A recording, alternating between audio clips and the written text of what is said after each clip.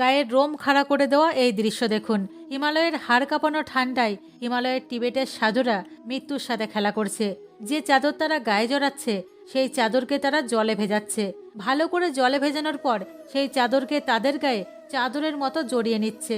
তারা যা করতে যাচ্ছে এটা যদি কোনো সাধারণ মানুষ করতে যায় তাহলে সে তখনই হাইপোথার্মিয়ার কারণে মারা যাবে। কিন্তু এই সাধুরা সেই ভিজে চাদর গায়ে দিয়ে মাইনাস টেম্পারেচারের ওয়েদারে বিনা কোনো সূর্যের আলোয় তাদের শরীরের ভেতর নিঃশ্বাসের সাহায্যে প্রাণায়ামের সাহায্যে তাপ উৎপন্ন করবেন। এর মানে গরম উৎপন্ন করবেন। আর সেই পুরো ভিজে চাদরকে ড্রাই করবে, মানে পুরো চাদর তারা শুকনো করবে। এই যোগাভ্যাসের প্রাণায়ামের টেকনিককে টুম্ব ব্রেথিং বলা হয়। এটা কেবলমাত্র আপনাদের দেখানো আমার একটা উদ্দেশ্য। আপনাদের হিমালয়ে গিয়ে এমনটা করার কোনো দরকার নেই। কিন্তু আমরা পুরো জীবনভর আলাদা আলাদা ভগবানের মালা জপতে থাকি। কিন্তু সব থেকে বড় দিব্য মালা যা আমাদের প্রদান করা হয়েছে, যা শ্বাসের মালা, মানে আমাদের নিঃশ্বাস প্রশ্বাসের মালা।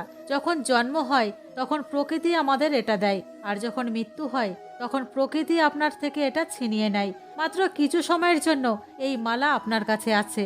এখন এটা সম্পূর্ণ আপনার হাতে। আপনি সারাদিনে একে 5 থেকে 10 মিনিট জপতে চান কিনা। স্কুলে আমাদের সবাইকে কপালভাতি অনুলোম বিলোম শিখিয়েছে। সনাতন ধর্মের এটিই মূল।